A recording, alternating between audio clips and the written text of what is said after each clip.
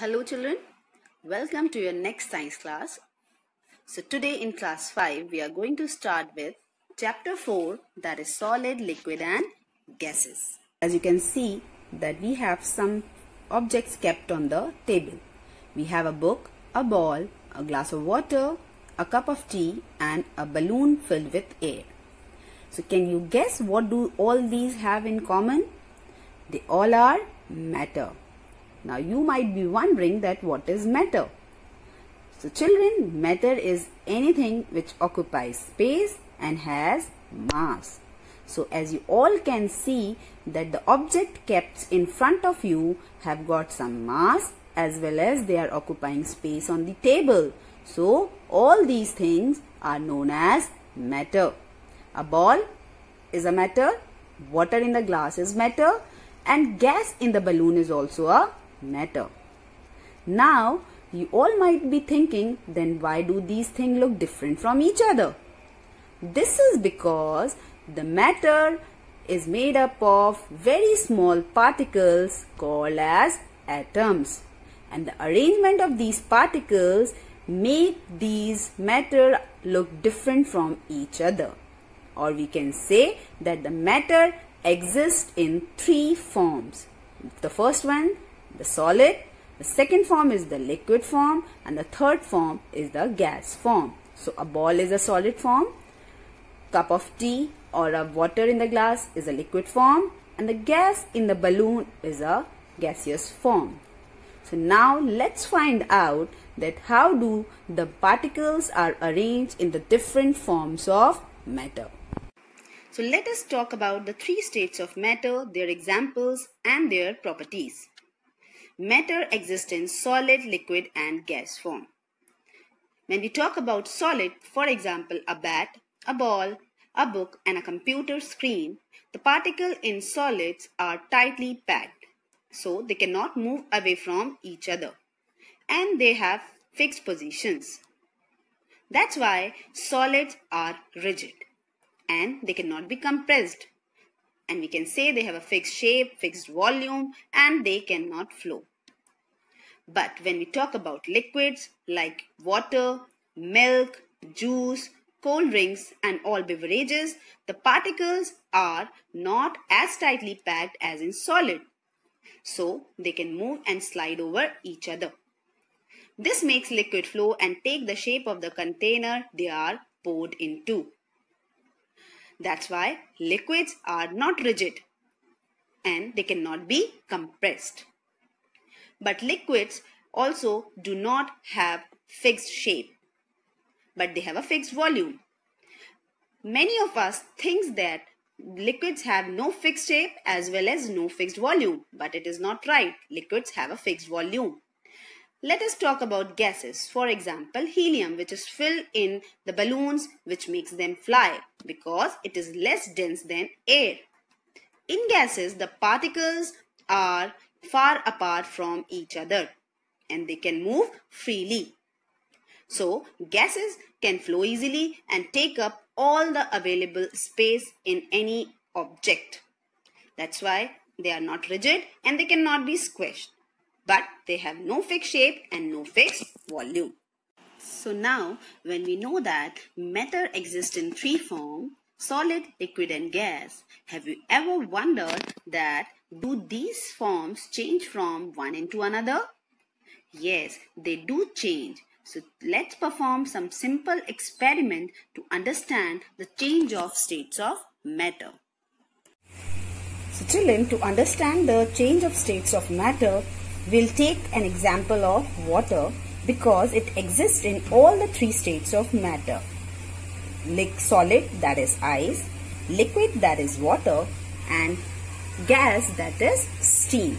So as you all can see that I am boiling water in a pan, and when water is heated, it gets the energy, the molecules in the water gets the energy and they start moving faster. So what happens? They change their state and they become steam, or we can say gas. You all can see that the water is changing into steam. This process of heating water and the changing of liquid form of water into steam is known as evaporation. Now children, if I cover this pan with a lid which is cold, so what will happen? The vapors of water will come in contact of the cold surface of the lid and they will change into water droplets. You can see here the drops of water. So this process, when the vapors change back into the liquid form of water, is known as condensation. So this is the next change of state. Now for the next process, let's see this state of matter. I hope you all know that this is ice, which is the solids form of state of water. Now I have kept this ice in this bowl, and you will observe that after some time they will melt and they will start converting into water. As you can see that the water has started collecting in the bottom of the bowl. So this is known as melting. Which state is changing here? Solid state of water is changing into liquid state. Now for the next change of water, let's fill this tray of ice with water and keep this tray in the refrigerator and observe it after certain time. So and see what happens. So see children, after some time when you will take out this ice tray, you will see that the water has changed into ice. Means the liquid state of matter has changed into solid. And this process is known as solidification because the liquid has got solutions. You all know when two substances mix together such that they are evenly distributed, a solution is formed. The solution have two parts, a solute and a solvent. The substance that dissolves is called as solute and the substance in which it dissolves is called the solvent. Now here you can see we have taken salt and water. Salt is a solute and water is a solvent because we will dissolve salt in water. Have a look. We will take little bit of salt and mix it in water. Now we will keep on stirring it continuously. You will notice that the salt completely dissolves in water and we have made a solution. We have made one salt solution. By dissolving salt, which is a solute, in water, which is a solvent, we get a salt solution, as salt dissolves completely in water. Most substances dissolve in water, hence water is known as the universal solvent. You have to remember this, that universal solvent is water as it dissolves most substances in it. To summarize, solute plus solvent is equals to solution. When we mix solute in solvent, we get a solution. Different types of solutions are solid dissolved in liquid, example sugar water. The next is liquid dissolved in liquid, example milk and water. Next is gas dissolved in liquid, example carbonated drinks. Next, gas dissolved in gas, example air. Finally, two types of liquid dissolved in liquid, miscible liquids like ink which dissolve completely in water and form miscible liquid.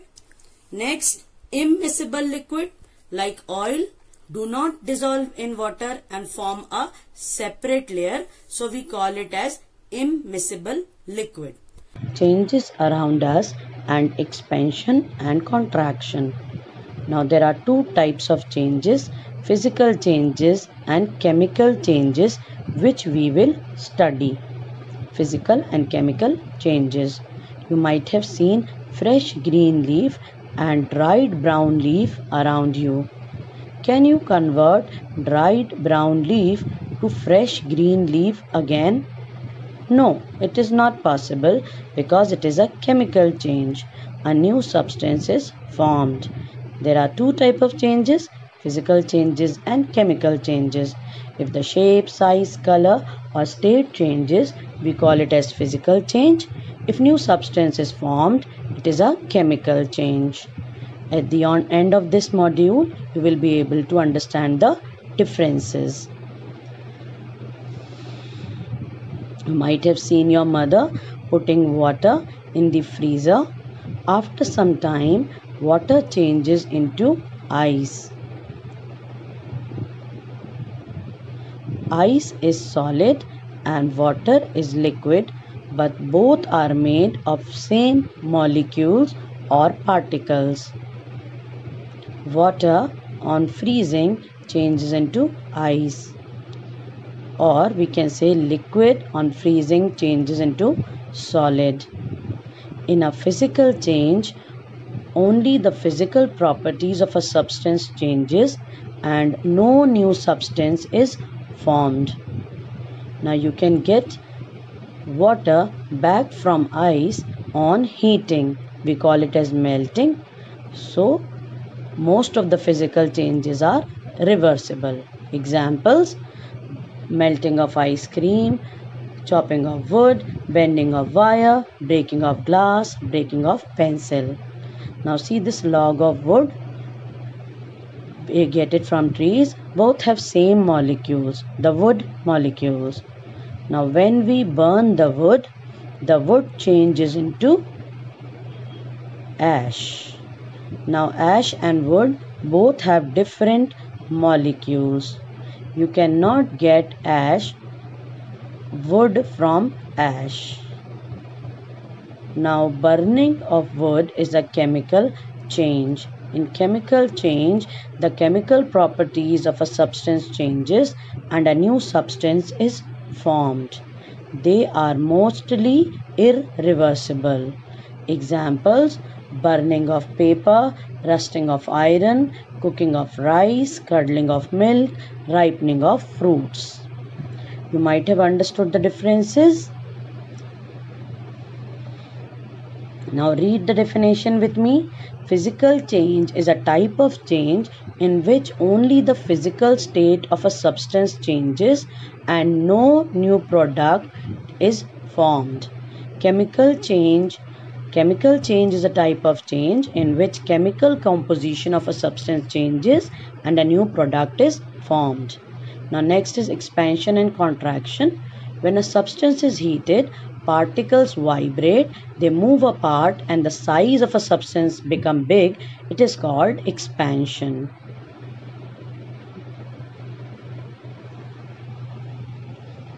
Then contraction. When a substance is cooled, the movement of a particle slow down and they take less space, the size decreases and it is called as contraction. Now expansion is opposite of contraction.